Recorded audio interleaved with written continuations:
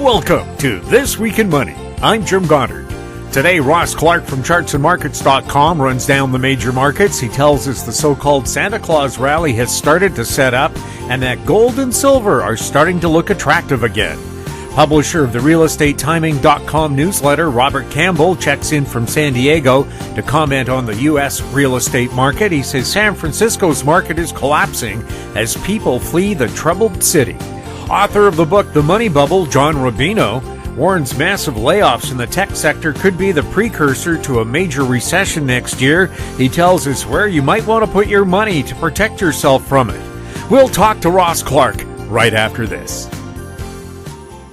Introducing Recyclico, making lithium-ion last forever. Recyclico's patented recycling process achieves up to 100% recovery of battery metals from lithium-ion batteries for electric vehicles, including cobalt, lithium, nickel, manganese, and aluminum. Recyclico Battery Materials Incorporated trades on the TSX Venture AMY, on the OTCQB AMYZF, and Frankfurt 2AM. For more information, visit recyclico.com or phone us at 778-574-4444. Recyclico, making lithium-ion last forever.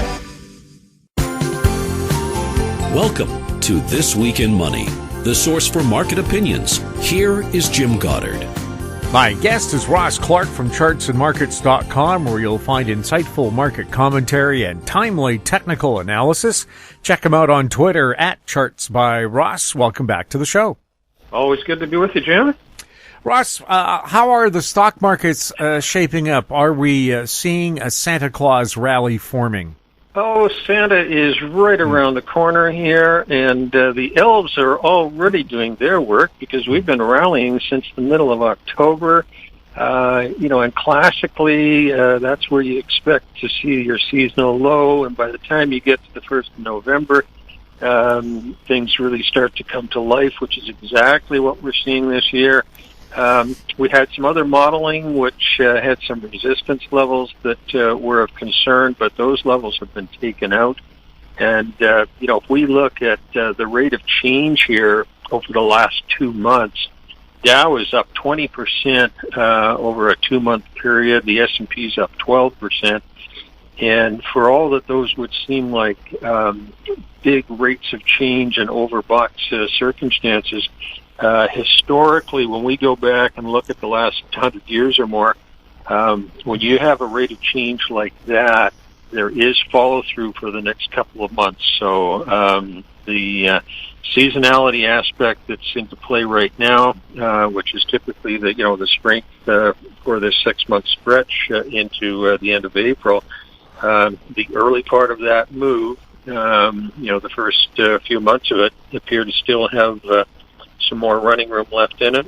We'll take a look in terms of where the market gets a little ahead of itself, and classically, as you move towards Christmas, the middle of December, you can see a bit of a pause before the next run. So just be on the cautious side for the short-term traders right now, but I think for anybody on the investment side of the position, as long as we don't take out any supporting lows that we've seen in the last 2 or 3 weeks, I think you just ride with this trend to the upside right now.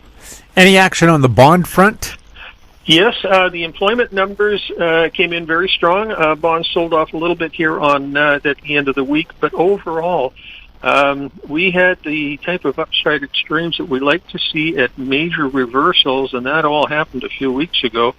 And here we've got, the 10-year yield has dropped off dramatically. You take a look at the 30-year, we've gone from a 4.42 yield down to 3.60. So for all that you got headline news and all the pundits out there guessing on what the Fed will do on the next move, the bond market has been having a great rally off the bottom. We're up to about 129.5 on the long bond. Our target remains 132 on that one, and we're starting to get reasonably close to that.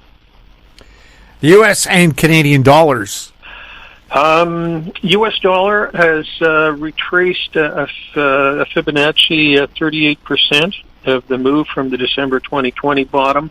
And historically, the big rallies, when they've got overextended, and we've got about 7 or 8 of those examples in the last 40 years, that 38% retracement is the norm.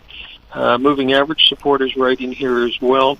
So if you look at either the DXY or the UUP, which is ETF, that 38% level, we're just flirting with it right now. And I would expect to see it try and do some bottoming out, either right in here or maybe a couple of points beneath it. But overall, the big trend is still to the upside. So be looking for support in here and look for some bottoming indications over the next couple of weeks. The Canuck buck?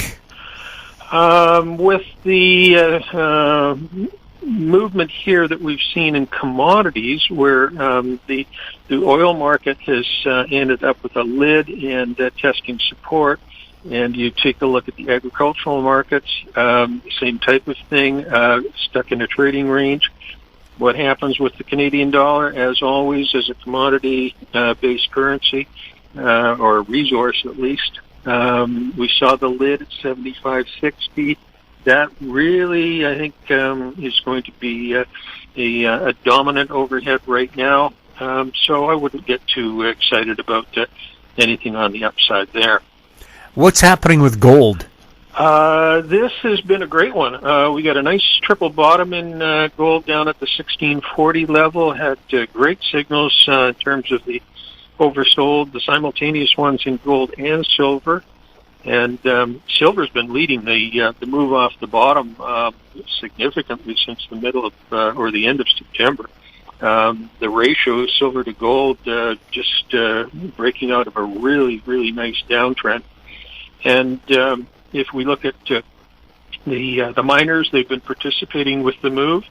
In terms of the gold price, we've retraced a very nice 38% on the initial rally off the bottom. If we take a look at the targets there, the 38% did produce on the nearest futures resistance around 1790. Had a nice pause there. And this is the classic in terms of coming off bottoms. If you take a look at the gold lows all the way back to 1975, 1976. First rally is typically a 38% retracement. You come back and test your recent breakout, which in this case was around the 1730-ish level. And then you have your second rally, which ends up retracing about 55 to 57% of the decline. So that's going to give us a target for this current rally that started about middle of the week. 1870 is a really nice target for this run, and I think it's got some easy potential to get there. And we are in the seasonally strong period as far as gold is concerned. The latter part of the this calendar quarter, right in through February of next year. So as long as it just likes to stair step up, which is typical for gold coming off the bottoms, every pullback, can give back 50% of a move and just hold on its breakout. So I'd say that the 1770 is a good support, with 1870 is a good upside. Ross, thank you so much for being on the show. It was a pleasure, Jim. My guest has been Ross Clark from chartsandmarkets.com. Find him on Twitter at Charts by Ross. Coming up, Robert Campbell next on This Week in Money. Always consult your investment professional before making any investment decision. Don't miss out. Stay informed. Receive the HowStreet.com weekly recap with thought-provoking podcasts, radio, and articles delivered to your inbox. Sign up for the HowStreet.com weekly recap on our homepage at HowStreet.com. This Week in Money is archived online at TalkDigitalNetwork.com. Welcome back. My guest is Robert Campbell, publisher of the RealEstateTiming.com newsletter and author of the book Timing the Real Estate Market. You can find him online at realestatetiming.com. He's speaking to us from beautiful and warm San Diego. Bob, welcome back to This Week in Money. Thank you, Jim. Bob, when's the... back, and everybody, just so you know, everything's relative. When we say warm San Diego, we're in a cold streak right now. It's 55 degrees. So that would be about 14 Celsius. Vancouver right now is 0. It's had a major snowstorm that some people took them 13 hours to get home because the snowstorm happened during the evening commute. So the plows and salters and stuff couldn't get on the road because of all the accidents. Hey, not only is it 55 degrees right now, but the ocean is about 60 degrees. That's cold. No, it's in the 50s. It's 55 too. Yeah. The ocean temperature, guys, down here in San Diego, it gets down to the low 50s. That's why I never got into surfing. The water down here is freezing most of the time. During about 2 months during the summer, it gets into the 70s. Otherwise, it's 50s, 60s kind of stuff, and I don't like cold water. I'm too skinny. Well, that's why I use my indoor pool. I'm too much of a wimp to use ocean water as well. Although a good friend of mine, Jill Bennett, she swims in the ocean every day. I know. I have friends like that are fanatics. The cold water doesn't bother them at all. I mean, they're just like they take to the water like a fish, and I go, not for me. Even the surfers down here during the wintertime, they all have to wear wetsuits. Wearing a wetsuit is a pain in the ass when you're surfing. It's one too many things you need on you. My perfect ocean temperature is Hawaii. It never gets below 70. And so you don't need wetsuits and all that stuff, but it gets cold down here. You're out there in water that's like, in the, 50 degrees. Oh, you're shivering. It's just not fun, even with a wetsuit on. Yeah, well, in Tofino, where we surf off Vancouver Island, I think you need a wetsuit all year round because it's just cold. Anyway, Bob, my question, first off, when's the next edition of the Campbell Real Estate Timing Letter going to be published? That's going to be January 15th. I just published the November 15th issue a couple of weeks ago, and I published my timing letter once every 2 months. So that just went out. And that was I enjoy putting all of them out. It's such a fascinating subject, real estate markets and, determining the best times to buy and sell and using all the tools that I have. But the last issue, I looked at the United States and California, and using the principle of reversion to the mean, I showed everybody, all my followers, how far housing prices are likely to fall during the next downturn. And it was a lot. Because this boom down here that we've had, it's of the same magnitude that the last real estate boom was. And housing prices in the United States fell 35%. And in California, they fell 55%. And we're going to be in that same ballpark range this time. Mm-hmm. Under these kind of conditions, how important is your book, Timing the Real Estate Market, in estimating when you should buy or sell? It's essential because I published that book in 2002, self-published, and it's the indicators I use and how I the mathematical calculations I use to put them all together, so to make sense of all the indicators, it's as true today as it was then. In fact, in the last 22 years, I've even though I don't use these indicators primarily, there's other indicators I use. But guys, I'll tell you, let me make this real simple for you. Everything in life, up and down movement, is driven by supply and demand. So the closer you get to supply and demand, the closer you're going to be to market movement. When there's more demand than supply, prices go up. When there's more supply than demand, prices go down. It's that simple. Even though, so you have to know what key indicators to focus on that are primarily driven by the forces of supply and demand. And they have to be leading indicators. They can't be lagging indicators. So it's a magnificent obsession of mine, to be able to predict markets like this. And using the indicators that I use, my success rate with predicting the rise and fall of housing prices is in the range of 80 to 90%, which is huge, really huge. Most people don't have an idea at all, how far housing prices are ever going to fall from a peak. They just assume whatever the existing trend is, it's going to prevail into the future. And especially with California real estate, which is highly cyclical, very cyclical. Our housing prices in California dropped twice as much as the national averages during the 2006 through 2012 bust. And that they may or may not do that the same, but it's going to be close. So if you want to make money in real estate, the best place to be is in California, and then learn how to time the market. Because that's what we're looking at right now, that in the next 5 or 6 years, the market's going to hit bottom. Housing prices are probably going to be down in the range of 40-50% off their peak, and that's the time to buy. Because when you make the best way to make money in real estate, guys, is to buy low. By far, that's the best thing. When you buy cheap, you can make a lot of friggin' mistakes along the way, but if you buy cheap, that everything's going to work out for you in the long run. So that's what I'm telling my subscribers now. Now you're going to have to be patient for the next 5 or 6 years to wait for the bottom.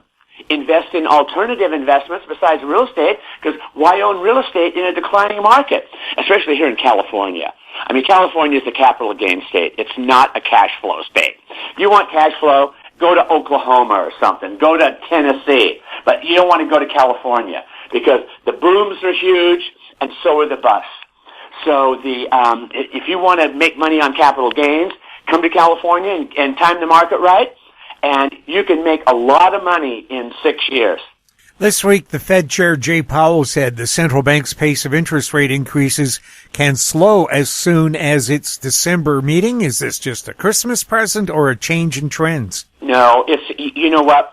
He's trying to keep the markets elevated, but my view on inflation, knowing what I know about inflation, the research I've done on inflation, that he can't afford to back off and get these inflation rates down. I mean, so he can't back off and say, okay, inflation's going to 2% in 2023, because that's not. If you look at historically what has happened, once inflation gets above 8%, to get back in the 2 to 4% range on average, it takes 5 years. 5 years. I mean, so everybody thinks that this is just a flash in the pan. No, it's not a flash in the pan. I mean, every inflationary cycle is different, but this one, once you get inflation above a certain reach like that, 8%, and it got over 8% in the United States. It got 9.1. To get back to any normal level where inflation is low, and what you call low is like 2% or 3%, it could take 3, 4, 5 years. So in other words, can he afford to back off right now and say, okay, we're not going to lower interest rates anymore. In fact, and we're just going to let inflation go. He can't afford to do that because everybody's going to get nailed by inflation. The rich and poor, but especially the poor, they're just going to get slammed because that's what inflation is. I mean, the cost of living here in the United States, even though they say inflation's only like 7.7%. You could easily add 3 to 4 percentage points on that. Easily. Even construction costs here in the United States. They say that, after the pandemic, things really shot way up, year over year, like 2x4s from Home Depot went from $3 to $9. Well, now they're down to $6. So, yeah, they've doubled in price in the last 5 years. So, overall, labor costs and material costs for construction on a year-over-year basis are still in the 15% per year range. That's huge, guys. You can't afford to build a house when the cost of building that house is going to be 15% more today than it was, last year. Housing is already unaffordable. We're already at the upper limits of unaffordability. And that's one of the things I use to help call turns in the marketplace. When things get unaffordable, the trends change. Because nobody can afford a house. And housing payments here in the United States during a 2-year period went up 100%. 100%. So if back in 2 or 3 years ago, if your average mortgage payment for the average price house in the United States cost $1,000, fast forward to today, it costs $2,000 a month. People can't handle that. No way. housing is so unaffordable in the United States right now that, you know, and what happens when it gets unaffordable? The prices come down. And how do you know that? Just go back and look at charts. Look at price history going back 40, 50 years. All of a sudden, unaffordability gets to be a certain level. What happens to real estate prices? They come down. Okay, then after they come down, then it goes up. Then it goes back up, and housing prices become unaffordable again in a different year. What happens? They go back down to become affordable. It's a repeating pattern, everybody. It's cyclical. It's the nature of things. And that's how you can make. So I use key indicators to call turning points in the market, but I study history to determine how far housing prices are going to fall from peak levels before they're likely to hit bottom. That's just studying the past to predict the future. And What could slowing interest rate increases mean for home prices? what do they mean for home prices? They mean that they're going to come down. They have to come down. So, you know, and only thing that's holding one of the things that's holding the market up right now in California, even though we're down across the board, and California is the least affordable state, it is the weakest state in the country right now, the fact that people are hesitating to put their homes on the market to sell because they think, oh, I don't want to be selling in a bad market, and, you know, interest rates are going to be back down to 3% in no time flat, and that's when I'm going to sell my house. And that's what they're betting on. That ain't going to happen. They're not coming back down to that level, you know, at least for any length of time before they go shooting back up. And the reason you can't let inflation run. So if inflation right now is at 10.7% in the United States, and interest rates are at where should mortgage rates be historically to offset the higher cost of living? They should be 3 percentage points above the rate of inflation. They should be 10.7%. And what are they? 6.7%. So they're still 6 percentage points, you know, too low, and that's where we got to get to stop inflation. If central banks stop printing money, would that stop inflation? Although, what would that do to the economy at the same time? Well, it would crash the economy first, because the U.S. right now, that we're running, that if you look at that, you know, on balance and off balance sheet items, we're running deficits in the range right now of $2.5 trillion. I mean, during the pandemic, that they printed up, I think it was $5 trillion to stimulate the economy, but now that we are still living way above our means. And it's primarily that you know, that the tax revenue is about $2 trillion short of covering the outgo for the federal government. And most of that, guys, is Medicare and Social Security entitlements, because those things are going nowhere but up, and they aren't collecting enough money to cover it. So I would say probably $1 trillion of that is to cover entitlements. And are you gonna cut back on your budget and cut back on Social Security and Medicare? No, you totally crash the economy. So they have no choice, guys. They have to keep printing money. They have to try to slow down things, but as you may have heard the expression, inflate or die. Well, that's been true for years, decades, and it's still true today. They can't stop printing money. They can't. The otherwise, okay, let's say we're running a $2 trillion deficit, fiscal deficit, budget deficit every year. The only other way to come up with that is to tax people more. We're already close to 20%, and you go above that, all of a sudden you have to start taxing people like in the 25 to 30% range. Everybody's going to be broke. So, you know, it's like, even though I'm not a doom and gloomer about this, but the noose is tightening, guys, around the point where you just can't afford to pay the debt anymore. The debt, and so we could easily have a sovereign debt crisis wherein that governments all over the world just have to somehow default on their debt.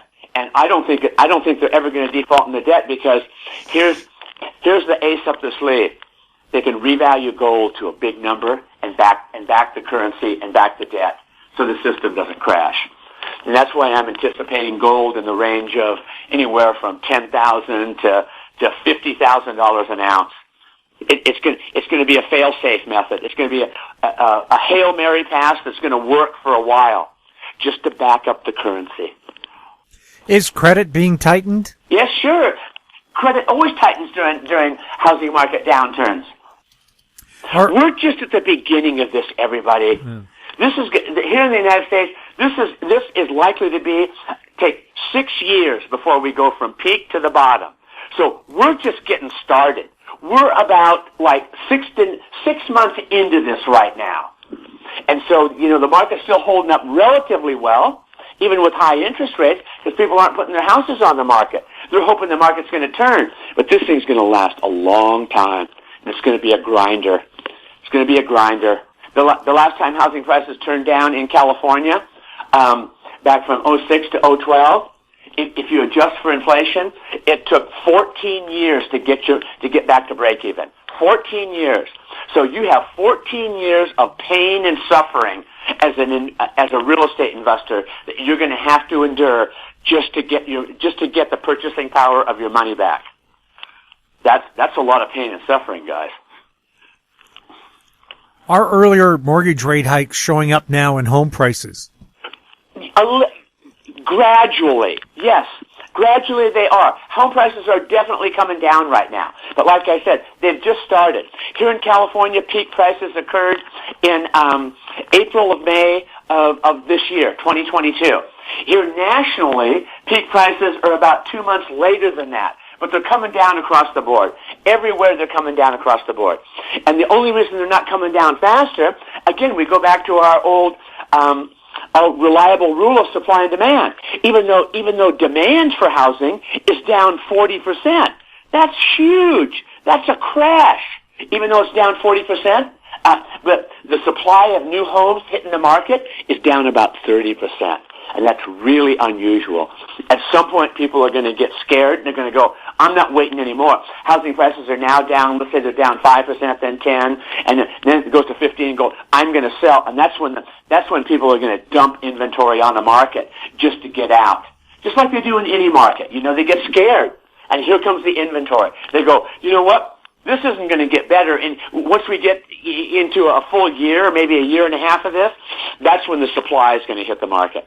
What is the latest on the U.S. housing markets and especially California? Well, as I previously mentioned, Jim, it's like California is the weakest housing market in the country, and San Francisco is the weakest housing market in California, interestingly, or maybe not so interestingly. People are moving out of the Bay Area because it's like psycho land.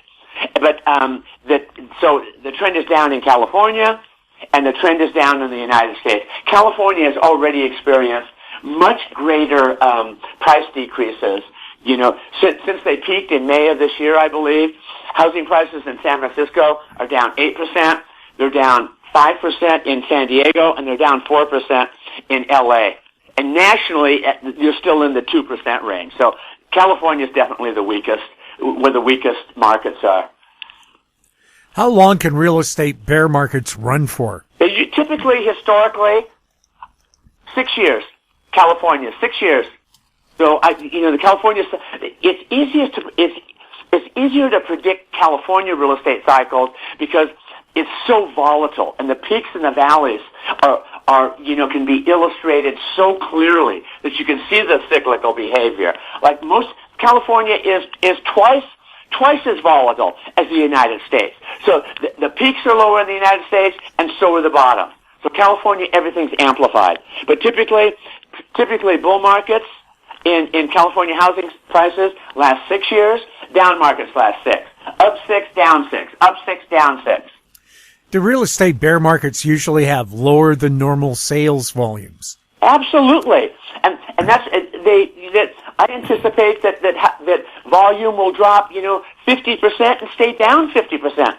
That's why it's so devastating to people in the real estate business. How about real estate agents?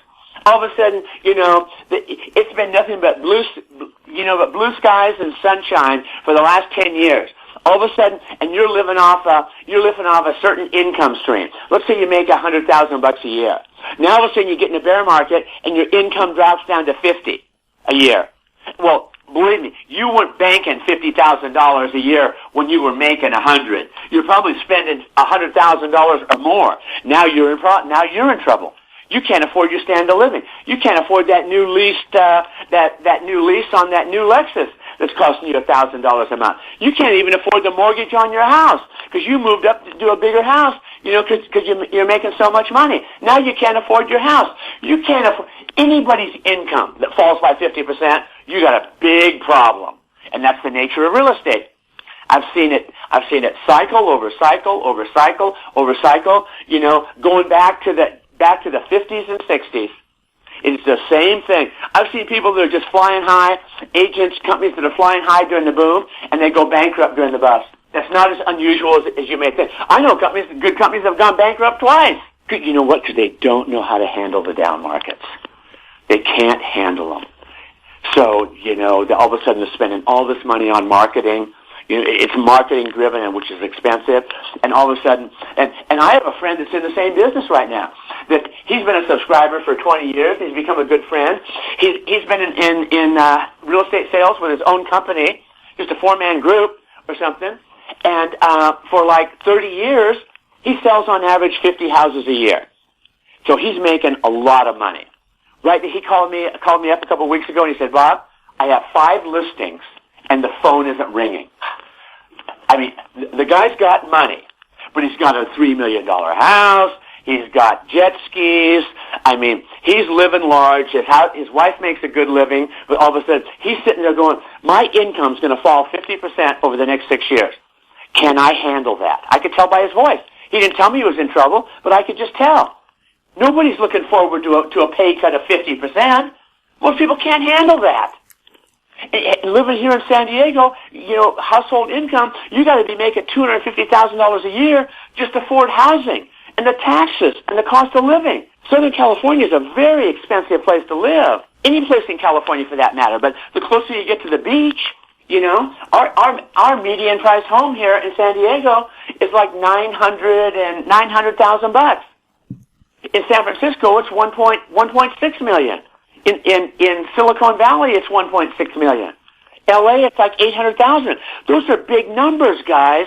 So, I mean, that there's a lot of people. It takes a lot of money to be able to afford to pay for a $900,000 house, and the cost of living. I mean, we have the highest gas prices in the country. Everything's more expensive in California because you know what? Because it's a liberal paradise. So people that don't work get everything free, and they throw it on the backs of the other people. We have the highest tax rates in the country. I think it's like 13 or 14 or 15%. State tax. So, I mean, it's expensive to live in California, and that's why people are moving out. People that have money and need the money to retire on, and I know this from real estate agents, they said, "Yep, the last 10 houses I've sold, I've listed and sold. How many of those people are moving up or moving down, stay in California?" They go, 1 or 2. What are the other 8 or 9 doing? They're leaving. They're going to Texas. They're going to Arizona. They're going to Florida, where it's a lower cost of living. And now we have inflation thrown into the mix, which we didn't have in the last downturn. So this is going to be really interesting, guys. And let me know, all the comments I'm making to you right now are based on what's happening right now. I can change my mind on market conditions anytime, although it's doubtful in real estate, because I know the cycles last a long time, and it's just a persistent downward move. But, I doubt that, no way are they going to revive this real estate market, and bring it back. For one thing, if you look back at the last 2 downturns we've had in the United States, the one that went from 90 to 96, and went from 2006 down to 2012, during that period of time, interest rates were falling. In the first downturn, I think mortgage rates fell by 2%. In the last bust, mortgage rates fell by 3%. Was that enough to save the market? No. Wasn't even close. So when these things build up momentum on the downside, they just keep going, guys. And it doesn't matter if interest rates are 7% or if they're 5 or if they're 4, because the psychology takes hold. The prices are going down.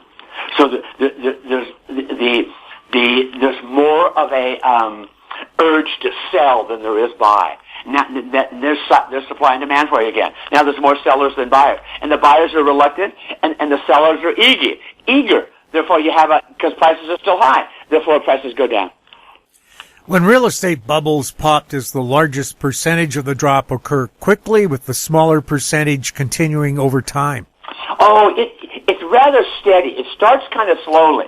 where, I mean, at the top, well, all of a sudden you can see prices fall, then all of a sudden they'll take a leg up as people think, oh, that's a real deal. I can buy this house at 5% less than the last guy bought it at. Well, he's just catching a falling knife. But typically, it's just a slow, steady, persistent, relentless decline until it hits bottom, and it wears you out. It's not like the stock market, where the stock market hits, from peak to bottom is like a year and a half or so, right? Then it's over. Real estate is 6 years. So it just beats on you. It just pounds you. I'm losing money. Yeah, you're losing money. Well, when's this going to go away? In about another 4 years. Oh, shit. Really? Really? And that's why people just can't handle it. You know what? They can't handle. They can't sleep at night, and it affects people in so many ways. It affects their health. In the last downturn, people committed suicide when they lost everything. On paper, they were millionaires. After the crash, they're broke. A lot of people commit suicide, and they do, and it's very bad for your health, everybody. And for those that follow me on House Street, you know how important health is to me. It's numero uno, and what's number two is well behind numero uno. So I'm into anti-aging, not accelerated aging. And owning assets that go down in value will definitely increase your stress and make you look older and unhealthy. And so that's why I don't like to lose them. I'm very, very, I manage risk very carefully in everything that I do. And that's probably why I have a certain degree of financial comfort at this point in my life that most people don't have. I'm not rich, but I'm not poor, and I got a good business. And so, in other words, life is good. But when you're sitting there you have a house that's worth $1 million, and 6 years later it's worth $500,000, you know what you feel like? You feel like crap. You feel like crap. So, those are the things you got to avoid in life. And you try to avoid, and it's not easy, but it can be done. What are some of the biggest mistakes real estate investors make? The biggest mistake they make is they assume whatever the prevailing trend is, it's going to continue into the future indefinitely. They don't call the turns. They say, oh yeah, the market's good for another year or two. The market's good for another year or two. And they say that right at the peak, and they buy at the peak, because the market's good for another year or so. Then it turns down, and 2 years later, the price is down 20%. And they're underwater, because they didn't put 20% down on that house. They put 10% or 5%. So now that bought $1 million home and they have a $950,000 loan, and now their home's worth $800,000 2 years later. They're in a world of hurt. And just say, for example, that a recession is looming. The real estate the economic cycle tends to ride with the real estate cycle. Very highly correlated, because everything considered, all real estate endeavors compose about 15% of the entire economy. So when real estate turns down, all of a sudden turns down by 50%. Now that 15% of your component of the economy turns down by 50%, and that's a big hit. That's why during real estate downturns typically result in recessions. Because it's the building market turns down, everything turns down. So they're all correlated like that. And all of a sudden you get into a recession, unemployment's going to start picking up, people lose their job, and it's just the same old cycle over and over and over again, everybody. There's nothing new under the sun. This has been happening for centuries, and it's going to happen for centuries into the future. So you just have to be able to look ahead to figure out what's most likely to happen next, so that you can protect yourself. But if you're not looking into the future with some idea that are things going to get bad, you're just going to be roadkill. What are some of the things that successful real estate investors have done? What successful real estate investors do is they avoid or minimize the effects of down markets. So what you have to do, you have to start, maybe you don't want to sell everything, but you've got to lighten your load. And it depends if you have some alternative investment to go into. Most real estate people, all they know is real estate, which is fine.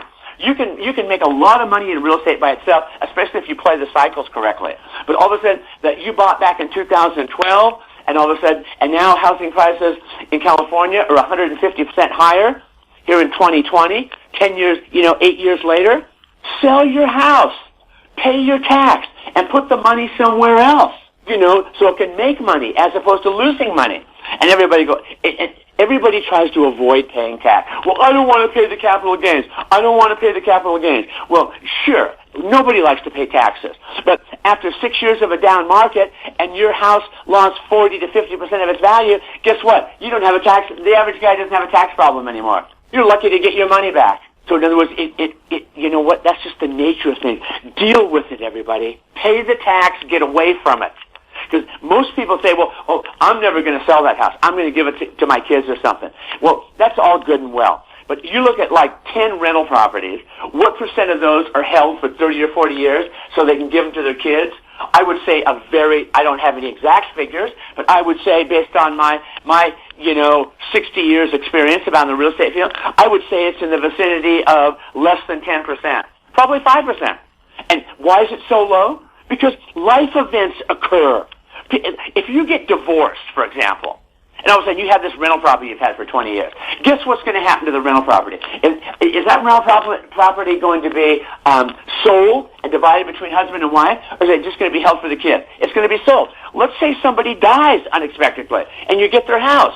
Are you going to hold that house for that period of time? No. You're going to sell it. So the average tenure of home ownership in the United States, there's different sources say different things, but I would estimate it's in the range of 7 to 10 years. So every 7 to 10 years, on average, a home gets purchased or sold. And that's not 30 years, guys. 7 to 10. So people don't take into the account that you can get surprised with things in life. You can lose your job. You can get divorced. Housing prices can turn down. You can get into inflation and all these kind of things. And that's why just everybody thinks that, the United States may be the richest country in the world on a per capita basis. But I read a statistic yesterday. If you look at the median net worth of the average American, it's in the range of $200,000. That's it. 200. And if you get in this kind of economy where you're, going into retirement, you're a baby boomer or something like that, and all you've got is $200,000, you're not going to make it, dude. That's not enough. And that's why all life is a struggle. The markets are a struggle. It's a battle for investment survival all the time. And there's no finish line, guys. There is no finish line. As soon as you get complacent and say, I've got it made, now you're vulnerable to get hit. Something can happen. So it takes risk management, personal management, business management, all the way through to hold on to what you got. But if you don't know how to manage risk, it's only a matter of time until you're going to get nailed. And the national net worth statistics reflect that. Do you have any real estate wisdom for us? Yeah, buy low, sell high. That's the golden rule, guys. You want to make money in real estate, buy when prices are depressed. Those times are worth waiting for. And the reason I've been so fascinated with market timing, I've always been driven, to do things, to make money and be comfortable financially ever since I was a kid. And then once in high school, I started investing in the stock market. And I went to my dad, who was a building contractor. I said, Dad, how do you make money in stocks? He goes, you buy low and sell high. I said, how do you do that, Dad? And he said, that's what everybody wants to know. And that's a guy that, that built homes in Southern California for 55 straight years. So, and successfully, and without ever, going bankrupt, which I think is a record. But, so that's what it is. And I just became fascinated with it. I started market timing stocks. And when I learned about market timing stocks, I applied to real estate. And, wow, it worked. As long as you're focused on the right indicators. But you got to be focused on the right indicators. And the way you do that, guys, is this. You got to be careful to what you allow to go into your brain. There's all these different things that people are talking about. Oh, yeah, confidence indexes, misery indexes, unemployment rate, jobless rates, all these kind of things. There's dozens and dozens and dozens of them. If you want to be a good real estate timer, what you have to do is only let the good into your brain. You only have to focus on 5 to 6 to 7, 5 major indicators, and right away what's going on because you know the correlation. That I've been doing this so long, I only have to work even though I study the markets and things like that, I'm keeping track of the data is what I'm doing more than anything, is that I probably only work 2 hours a day to maintain a really strong real estate investment publication. Because I know what to look for. Everybody's coming out with all these things. Oh, yeah, did you hear, this just happened yesterday. The dollar's dropping. What does that mean? It doesn't mean anything. Don't bother. Don't put it even in your brain where it confuses you. Here's when you want to put in your brain, and this is according to my book: existing home sales, new home building permits, loan defaults, foreclosures, and interest rates. If you just focus on those 5 indicators and wrap your brain around the fact that those are excellent indicators to watch for timing real estate markets, you'll be ahead of 99.9% of all people. Don't worry about the other crap. I don't. Because why let it into your brain? It'll just confuse you. Your thoughts on the U.S. dollar? The U.S. dollar was in a great bull run as long as up until about 2 or 3 months ago. Now it's declining. I expect the U.S. dollar to continue an upward movement because I expect the Fed to continue to raise interest rates, and the higher interest rates go, the higher the dollar goes. And why is that? Because all of a sudden, if you can earn 4.5% on a 1-year CD in the United States, and that same, which is almost risk-free, that same CD plays 1.5% in Europe, where's the money going to go? It's going to go into the 1-year CD in the United States. Well, guess what? You purchase those 1-year CDs with euros? No, you purchase them with dollars. Well, where do you get the dollars? You sell euros and buy dollars. So, now the dollar's been going down a little bit for the last month or two, and it's all because everybody's anticipating the Fed's going to pivot, interest rates are going to come crashing back down, and the dollar's going to crash. I don't anticipate that happening. I think this is just a short reprieve. The dollar's going to keep going up, and right now, my own personal portfolio, I've been invested in commodities for all of this year. Commodity index, which is 50% oil. And so I'm up let's see, 6. My gain year over year so far to date is 4%. 4%.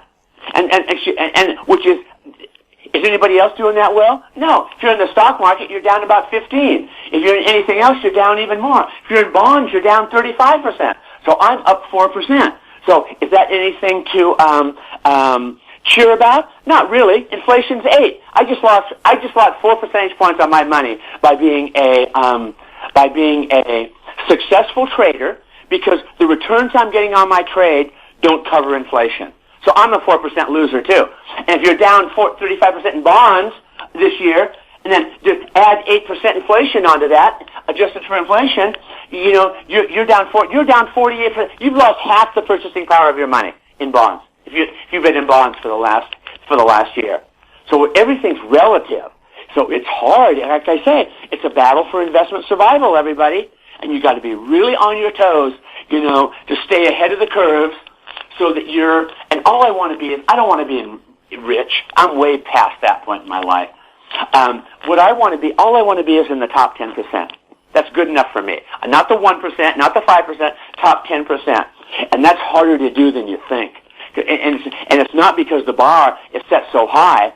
It's because the bar is set so low for everyone else. But that's all you got to be. Now you're comfortable financially. You don't have to worry about anything dramatic happening to you, that you're going to survive it. Because, that I'm 75 years old, so how much longer am I going to live? 10, 15 years? That kind of thing. Really living well. Do I think I can last 10 or 15 years financially? Yeah, I do. I do think I can do that. So that's a real comfortable feeling to put yourself in, guys. And also from the standpoint, that's why I have a business that still generates a very nice cash flow for me. So it's not just my investment. I still got money coming in, every month to take care of things. In other words, so you can plan all these things in advance for yourself, guys. Does it take work? Yes, it takes a lot of work, but it's possible. Your thoughts on gold? I love gold. Anybody that knows me knows I love gold. I've loved gold. I love gold for the last 10 or 15 years. And even though, has it been the best investment over that period of time? No. Then why do you love gold? because it's gold. And I anticipate gold is the ballast in my sailboat. That's what keeps me up overnight. And gold is liquid. I can take gold coins down to a coin shop and convert those into cash in 15 minutes. Just like you can you do that with real estate? No, you can't. But if I need money, I can always sell gold. And interestingly, I've been accumulating gold for, let's say, the last 10 or 15 years, and I put it all away for my retirement. I said, okay, when I'm 65 years old, I'm going to start slowing down. I'm going to start selling off my gold to retire. Interestingly, take a guess, Jim, how many ounces of my gold I've sold in the last 10 years? None. To help pay for bills. None. Exactly. Now, that's such a good feeling. That's because I have an income. I'm not, people go, like guys my age, they're retired and they're playing golf all day. You know what? 1, golf is boring. 2, golf isn't a sport. 3, golf is for old people. So I have more fun. I work out like a maniac and sprint and lift heavy weights and things like that to stay strong and fit. But also I maintain a good business where I'm making a nice monthly income every month. And so I got the cash flow coming in. And I have control over that cash flow. After you've been in business for 22 years, my cash flow is pretty predictable, And so, so you got the cash flow, and to keep working. And really, most of my friends that are older and retired and are like just playing golf or babysitting their kids, they're going downhill. And I'll tell you one thing that I know Jim's going to ask me this real quickly. What tips do you have? This isn't a health tip. This is about a life, how to live your life, guys. Always keep moving forward. Always keep moving forward. You keep reaching for something greater than something that's bigger than you already are. It can be a health achievement, a physical fitness achievement. It can be a financial achievement, or it can just be playing the game correctly. Like we have a very nice home in Southern California that's paid for. What we're going to do at the Market Cycle Bottom, we're going to buy another home, a high-end fixer-upper, and we're going to move into it. And we're going to put a renter in our home, and we're going to buy low, add value going on the upside while enjoying a big home, and then sell it. Am I doing this for money, all for money? No. It's for the satisfaction that you're correctly playing the game. You're correctly playing the game. It's kind of like Warren Buffett. Do you think Warren Buffett is still talking about stocks and things like that and is a full-time investor because he needs more money? No. He's correctly playing the game. He's a smart... What else is he going to do? He doesn't golf. He's 90 years old, but he's still playing the game and he's doing it well. And that's why he's 90 years old and still healthy. Is the Dow looking bullish? Yeah. Interestingly, you know what? I gave up trying to time the stock market. I don't play the stock market. I'm a trader. I trade in and out and typically make an average annual return of in the range of 8 to 10% per year, good times and bad times, with very low drawdowns. That's all I want because I don't like to lose money. In the stock market, this thing has the potential, even though what the Dow drop, like 25% or something like that, it has the potential to drop 50%. How much I hate losing money. Because all of a sudden you start going, wow, everything I worked for is going to go up in flames. Now, who knows how low it's going to go down 60. Maybe it's going to go down 70. Maybe it's going to go down 89% like it did in 1929. You don't know. But do I want to be like hanging around and just betting that it isn't going to do that? No. That's a bad news story that I will do my best to avoid. And I do. Robert, where can people find out more about your book and newsletter? They can go to my real estate website. It's called realestatetiming.com, realestatetiming.com, and you can buy my book called Timing the Real Estate Market, and you can subscribe to my timing letter. So you can do that. So, and the last thing I'd like to leave with you guys is this: everything in life is a choice. You have the choice. You have the choice to make good decisions or bad decisions. So if you sit there in this market knowing what the potential downside is, let's say in California real estate, It has a potential, or the likelihood even, to go down 50%, and you don't sell? Are you a victim? No, you're not a victim. You made the choice to hang in there. So you're not a victim. So you have control over most everything you do in your life. And so what you have to do is you have to get really, really good at making smart decisions. And the best way I know to make smart decisions, it starts with physical fitness that develops into mental fitness. But because you have to have the courage to act, to sell high when everybody's telling you you're nuts. You have to have the courage and the mental strength to buy low, to go against the crowd when everybody's telling you nuts again. But that's how you get ahead in life. And it has to be this attitude, nothing can stop me. Nothing that's going to stop me. I watch these markets like a hawk, saying that if all of a sudden if I see a major trend change and I'm in the wrong asset class, I'm not going to sit around and wait. Well, let's see what happens over the next 6 months. Baloney. I'm gone. Color me gone. And if you do it correctly, guys, it can work out really well for you. You're not going to be a Warren Buffett. You're not. I know that all the real estate companies tell you how you can be a multimillionaire in 5 years in real estate, with no brains, no money, no job, and a crappy credit score. But I've been around this business for 60 years, and that just isn't the way the world works. It's going to happen slowly. You develop your skills. You develop your market timing skills. You develop a discipline. When this happens, I'm going to do this. If this happens, I'm going to do this. And you do that over the course of a lifetime, all of a sudden you'll be 60, 65 years old, and if you want to retire and play golf, guess what? You'll have the financial wherewithal to do it. But if you don't do those things, there's a lot of older people in my age group that are still working. And it's not because they love working at a Rite Aid pharmacy. It's because they have to work at those places. So the first things first, take care of your body. Take care of your health. That's number one, numero uno. And second thing is then make good decisions financially. Know how to move money. How to move money out of bad asset classes into other asset classes that offer more promise at the time. So, and then if you do that over the course of the lifetime, everybody, you got a chance. I don't want anybody to become overconfident, because I'm certainly never overconfident, and I don't teach that to any of my followers.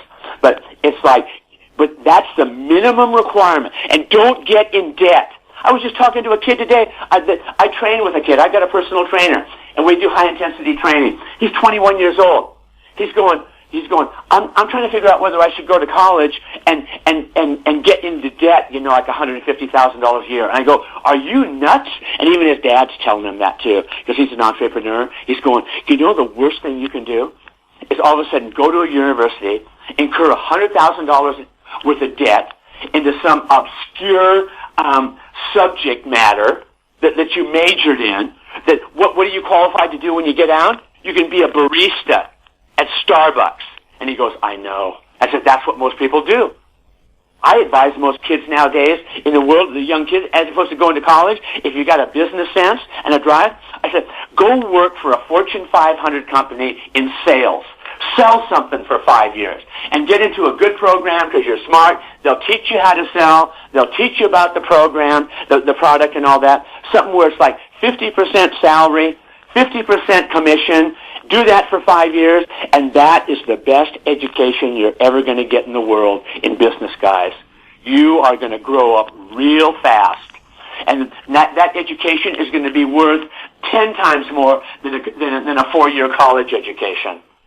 So that's all I have to talk about for this episode, everybody.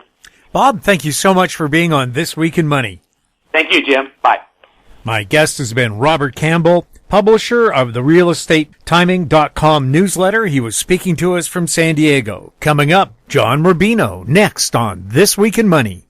Introducing Recyclico, making lithium-ion last forever. Recyclico's patented recycling process achieves up to 100% recovery of battery metals from lithium-ion batteries for electric vehicles, including cobalt, lithium, nickel, manganese, and aluminum. Recyclico Battery Materials Incorporated trades on the TSX Venture AMY, on the OTCQB, AMYZF, and Frankfurt 2AM. For more information, visit Recyclico.com or phone us at 778-574-4444. Recyclico, making lithium-ion last forever. This Week in Money is archived online at talkdigitalnetwork.com. Welcome back. My guest is John Rubino, author of several books on the economy, including The Money Bubble. He founded the website dollarcollapse.com. He's speaking to us from Washington State near Port Angeles. Welcome back to This Week in Money. Hey, Jim.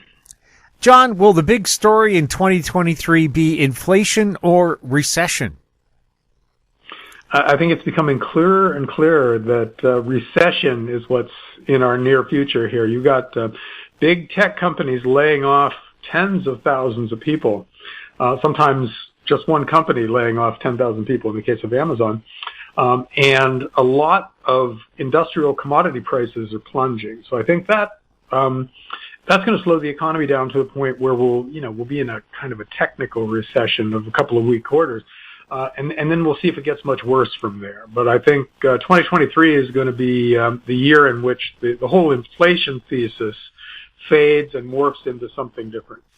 Was the Fed's intention to cause a recession with rapidly rising interest rates? Well, they knew they had to do something called demand destruction, where they raise interest rates, and that causes people, either because they get laid off of their jobs or because they can't borrow money anymore or whatever, to consume less. And that causes prices to go down. And you know what? They succeeded. They aggressively raised interest rates. The economy is slowing. The prices of a lot of things are falling. So they got what they wanted. Although in no way are they fixing our long-term problems. This is strictly like giving some opioids to somebody who has a sucking chest wound or something. It might get us through another day, or in terms of the economy, another few years. But the recession that we have that is coming is in no way going to fix anything. How close is the Fed to capitulating and going back to easing? Oh, that's really the interesting short-term question here, because everything will change when the Fed panics and starts cutting interest rates, which they will do at some point. Two things will bring that about. One is that the recession that is coming just keeps on deepening. In other words, negative 1% growth becomes negative 4% growth, and the Fed panics. Or when some big financial over-leveraged entity out there blows up. And the list of possible catalysts for that kind of a Fed capitulation are myriad. We could probably name between us, you and I, 10 or 15 different things that could happen to terrify everybody and send the world's central banks back to aggressive ease again. John, I remember this time 3 years ago when the markets were just skyrocketing, and I asked, what do you think could stop this rampant rise in stocks and so on? And you said, no, I don't know, maybe a pandemic. How right you were. Because you said we seem to be due for one. We didn't know what it would be, but you just said, looking at world history and stuff, that would be the disruptor.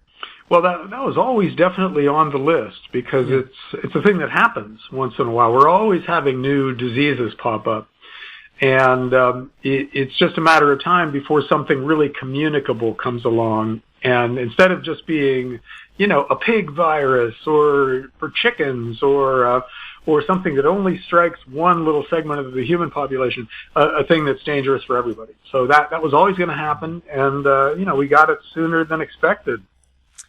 China seems to be devolving into chaos. Why is this happening, and how big a problem is it for the rest of the world? Well, China's a dictatorship with really bad demographics. So they were headed for some kind of a crisis in any event. But this latest one regarding COVID is I think can be derived from the fact that, dictators think they can just issue orders, and the world responds to their orders by getting in line and doing what the dictators want. So they're trying that with COVID. They're basically trying to ban a respiratory disease which is completely impossible.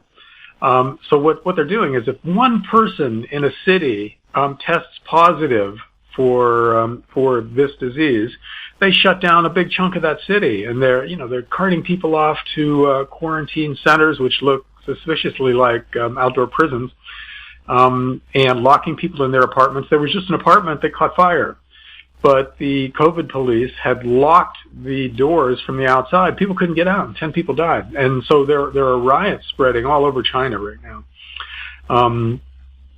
in response to this. And this is by far the biggest threat since at least Tiananmen Square to the continued rule of the current dictator. We'll see where this goes. It's more than likely to end with a lot of people being killed by police shooting automatic weapons into crowds and then carting off the survivors. But you never know. This might actually topple China's government, and that's a huge deal for the rest of the world. This is the second biggest economy and the manufacturer of all kinds of crucial products for the rest of the world. So let China devolve into chaos, and so does a big chunk of the rest of the world. We can't escape the implosion of the second biggest economy without a lot of pain ourselves. So China, I don't know, picking the biggest story that's out there right now, it's kind of hard to do, but China's got to be in like the top 3 of the serious things that we need to be watching, because they could be very consequential for everybody. Are we tempted at all to give them help to deal with their crisis, or should we just let them muddle through it? Well, there's nothing we can do. Yeah. I mean, I suppose we could give them a bunch of vaccines, but that doesn't seem to be their preferred response. So they're going to do what they're going to do, and it's especially strange for them to be behaving that way when you've got models like Sweden and Florida and Texas, which basically just they encourage people to get vaccinated, but other than that, they didn't shut their economies down. Their economies thrived. Everybody got the disease. Almost nobody died from it, and natural immunity is now basically the norm in places like that. So China could adopt that model, but that's really alien to a dictatorship's mindset, because you don't just let things work themselves out. You tell things to behave in the way you want them to behave. So I don't know. They've got models that they can use that would give them a much better outcome, but they're choosing this absolute crazy response. And it looks like they're going to pay some kind of a price for it. Maybe a big price, maybe in terms of international reputation, maybe in terms of the strength of their economy, maybe in terms of the stability of their government. We don't know. But I'm sure there will be a pretty serious price to pay for this kind of miscalculation. Yeah, and it also seems to me it's pretty bad for countries that have very high smoking rates and high air pollution rates when you have a respiratory disease running around. Yeah. And China also has a rapidly aging population too. So you got smokers, you got old people, and you've got still a lot of poverty there too. So those 3 things together make a pandemic a dangerous thing. However, it's pretty clear from the way it played out in a lot of other places that the way to deal with it, even so, you might want to try to quarantine your over 75-year-olds or something like that. But other than that, just let the kids go to school, let people go to their jobs, and let the healthy people get the disease, recover from it, and have natural immunity, and then life goes on. That seems to be the way that the most successful places have responded, and they're basically glad they did. I think everybody in Florida, or most people in Florida, are pretty happy with the way it played out. What does the collapse of multiple crypto exchanges mean? Is this the end of the concept or just growing pains? Ooh, that remains to be seen. What happened just lately is a big, very influential, very powerful Bitcoin exchange, which is like a Bitcoin bank / brokerage house / hedge fund. It just blew up. And it turns out it was being run by a bunch of kids from a mansion in the Bahamas. And these kids did not know the first thing about banking. Apparently they didn't understand self-dealing or fiduciary responsibility or having somebody in place to manage risks. None of that. They didn't have any of that. And so they were doing all this self-dealing and basically stealing money from their customers, and the thing has just blown up. And unfortunately for the crypto space, there are all these cross-ownership positions now where one Bitcoin exchange or one crypto exchange buys a chunk of another, and one lends a bunch of money to a third. And so now we have to sort through all these cross-ownership stakes and who has what debt and what's going to blow up when. And since the implosion of the main crypto exchange, a lot of others have failed. And a lot of others will fail too. So the question is, does this destroy the whole concept of cryptos? In other words, do we lose faith in the idea of cryptocurrencies, and does the whole thing just go away? Or does it discredit the idea of non-Bitcoin cryptos, and does Bitcoin attract a lot of new money and really thrive? And we just don't know. Oh, and does it attract a lot of regulation from governments who in any event, probably would like to destroy cryptocurrencies and replace them with central bank digital currencies, which are cryptocurrencies run by the government and basically used as a means of social control. So we don't know which of these things, either individually or in concert, will play out in the year ahead. Because cryptos are basically a new asset class. It's a space where there's no history for us to draw on. So we'll just have to watch and see how this plays out. But the only thing I would say with certainty is that if you have some cryptos on a crypto exchange, get them out of there as soon as possible. Take possession on a hard drive or whatever, and then let the dust settle before you do anything else. If the government moves to digital currency, will there be an underground economy using something else for currency? Perhaps that shiny stuff that we've used for money for the last 5,000 years, gold. Without a doubt, that's going to be one part of this process. Governments are going to try to impose their own cryptos on everybody, and they're going to try to entice us into these accounts with central banks, which central banks will use to surveil us. Basically, they'll know where we are and what we're buying, and they will be able to manipulate the value of the cryptos in our accounts in order to control us. So that's all going to happen. People will rebel against that by setting up black markets, the way people always do when an authoritarian government is trying to impose its will on people who want to do a certain thing in a certain way. Gold and silver are going to be a big part of that, without a doubt. I think silver coins are becoming more and more important every day because that's liable to be one of the functioning currencies in a cashless world. In other words, if they just stop producing dollar cash, and all we've got is electronic money, and we don't like some aspects of that electronic money, we will try to find other things to be money, and silver is just in the perfect place for that, because it's been money. We all know how it works, and so I think the time will come when we go to the farmer's market with some silver eagles or some maple leaves, and the farmers there are more than happy to sell us all the fruits and veggies we want for that silver. Now, what will be the response of governments to that is the big question, and we'll just have to see. It could be China writ large, with our cities starting to look like Chinese cities right now, with protests everywhere and government soldiers waiting in. I hope it doesn't come to that, but there's liable to be some civil war aspects to the transition to digital currencies attached to social credit scores, the way they have in China. Credit Suisse looks to be imploding. Could this be the Lehman moment that everyone's waiting for? Okay, so if we're going to talk about catalysts, what could threaten to blow up the economy and bring about a Fed capitulation here in the U.S. or central bank capitulation across the world? Credit Suisse looks like a pretty good candidate. It's a big Swiss bank, incredibly badly run, incredibly corrupt. Its stock is tanking.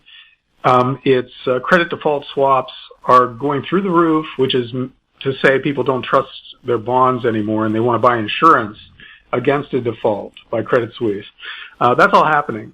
So it's a classic bank run now, which will probably cause Credit Suisse to implode and default.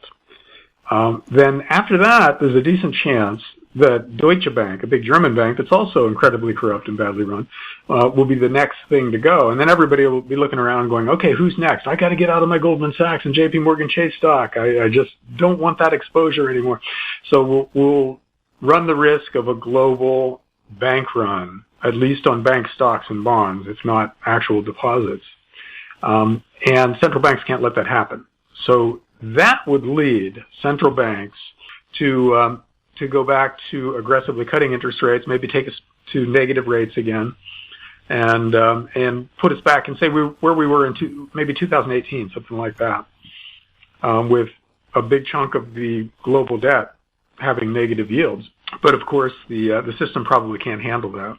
So I think this capitulation will be when we find out the Fed just can't fix things. There's no way to manipulate interest rates in a way that keeps a big chunk of the global financial system from just imploding. And the psychological change at that point is going to be fascinating, because if everybody tries to run away from financial assets and towards real assets all at once, can't be done. Those doors are too small for all the people wanting to leave the theater. So we'll see something that we've never really seen in our lifetimes, and a rational person would wish to never see. Because living through this is not going to be pleasant unless you are so prepared. Chinese curse, may you live in interesting times. Will gold and silver be hurt or helped by the coming slowdown and Fed capitulation? My guess would be initially hurt. If the economy slows way down, that will probably bring with it a stock market crash. And gold and silver get sucked down during times like that. So they might go down with most of the other assets that are getting beaten up. But when the Fed capitulates in response to that crisis, that's usually great for gold and silver. So it wouldn't be a surprise for gold to drop to $1,200 an ounce U.S. before going to $5,000 U.S. in the space of a few years. So it could be one of those crazy roller coasters that are very hard to time, but make a fortune for the people who do time it well. Gold miners, especially the juniors, really beaten up the last few years. Would this be a time to take a look at them? Yeah, the really high quality ones are always worth buying in a regular way. So I wouldn't say take all your money out of Apple and Google and move it all into junior miners right now. But I would say do dollar cost averaging or something like that, where you take $1,000 a month, let's say, and you put it into the really high-quality gold and silver miners, the big ones as well as the small ones, and just let that build up. So if they tank, then your next $1,000 will buy more stock. So that's the beauty of dollar cost averaging, because it buys more of whatever you're buying when the price is down. So your average price gets more and more attractive over time. And I think if you do that gradually, unless everything blows up this month, you will better and better position yourself for what's coming. If you're pretty well stocked up with good quality mining stocks, when things get really gnarly out there and the Fed capitulates, you'll make a ton of money from that point. You may be down overall on your portfolio at the point that the Fed capitulates, but at that point you are exactly where you want to be. You'll make 4 or 5, 10 times your money in a lot of the smaller stocks, and 2 or 3 times your money in the bigger ones. And for some people that will amount to life-changing money. So this is the chance. If we get this right, then that's it for financial necessity for the rest of our lives. So a very consequential time coming. Is there anything out there right now that scares the bejesus out of you? Like, oh my God, if this happens, we're all screwed. Well, nuclear war. I mean, in NATO, we are behaving incredibly stupidly. We're picking fights all over the world, led by the U.S., but abetted by a lot of its partners. And we're picking fights with nuclear powers. So all you need is an accident when you've got these global military empires bumping up against each other. What if one of our fighter jets in the South China Sea panics and takes out a Chinese naval vessel? What if somebody sets off a theater nuke in Ukraine and nobody knows who did it and everybody's pointing fingers at each other, and some of the crazies in the U.S. decide that's our excuse to go directly after Russia? This is all possible, and this terrifies me. A financial crisis, you manage it, you live through it. It can be a mess or it can be awesome, depending on how you're positioned, but you get through it. Nuclear war is not like that. I don't want to see my kids incinerated. But that's what we're playing with, and that's what really terrifies me. The second thing is creeping authoritarianism. We talked about digital currencies, central bank digital currencies. That's one part of what looks like a coherent plan to enslave 99% of the population in most countries. There's the pandemic lockdowns, which were kind of a test run to see if they could do it. Turns out they can do it. You can terrify a big chunk of our population into blind obedience. So combine that with a social credit score attached to your only source of spendable currency, and you've got a recipe for a dictatorship that is very hard to break because it's technologically based. It's so much more advanced than the average person's PC or laptop or whatever that there really isn't any obvious way to break free from it. And I see that happening too. That's also completely terrifying. But we also, at least we have some agency in that process. There can be protests. There can be people who create those black markets we talked about. So there are things we can do to slow that down and maybe derail it. It could be that in some cases our votes even count. But I wouldn't count on that too much going forward. But yeah, so the world is a terrifying place, basically. And all we can really do as individuals, or most all we can do, is focus on our own situations. In other words, get our finances in order, make sure that we're indispensable at our job, make sure that we're embedded in our community and that there are people who will watch our backs and be there to help us. If we forget some aspect of our prepping, they can come along and take care of it for us. We can do all that stuff, and we should be doing it aggressively right now. We should really be preparing for the worst case scenario in all of this. And as the old saying goes, hope for the best, but plan for the worst. And we should absolutely be planning for the worst right now. John, thank you so much for chatting with us. Great. Thanks, Jim. My guest has been John Rubino, author of several books on the economy, including The Money Bubble. He founded the website dollarcollapse.com. And that wraps up our show for this week. We'd like to thank our guests, Ross Clark, Robert Campbell, and John Rubino. And thank you for listening. If you have any questions for the show or our guests, you can send them to info@howstreet.com. I'm Jim Goddard. We'll be back next week with more This Week in Money. Comments made on This Week in Money are an expression of opinion only and should not be construed in any manner whatsoever as recommendations to buy or sell any financial instrument at any time. Archived online at talkdigitalnetwork.com. This Week in Money is a production of How Street Media Incorporated. Executive producer is Tom Allen.